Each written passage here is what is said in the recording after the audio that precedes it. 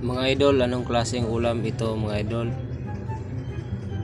Makain ba ito idol? Alam niyo ba ito idol? Parang nasa maisan talaga to idol. Makain pala ito mga idol. Tingnan nyo, parang niluto ito sa mantika. Parang inadobo yata ito. Hindi ba ito ipis mga idol? Sa palagay ninyo mga idol, anong klaseng ulam to? Di naman ito uod mga idol. Tingnan nyo mga idol. Ano? Uod sa mais. Uod sa mais. Di naman siguro uod sa mais yan. Parang may kahawig ito sa mga idol, sa sa grasshopper. Parang ganun. May kahawig talaga mga idol.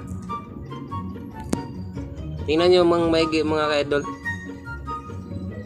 Oh. Makain pala ito mga idol. Ano kayang lasa nito? Hindi ba kaya ito mabaho or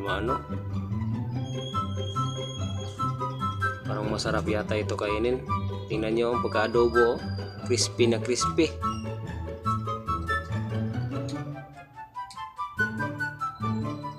Tingnan nyo mga ka-idol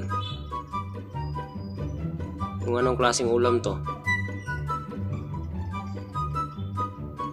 Maganda sa tingnan, crispy na crispy. Ano kaya kung kakainin natin to?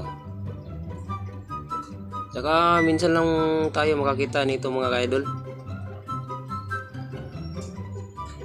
Yung ganitong mga ulam ba? Crispy na crispy. O ano sa palagay mo mga ka-idol? Anong masasabi ninyo dito? Makakain ba ito mga ka-idol? Mag-comment lang sa baba mga ka-idol. Maraming salamat.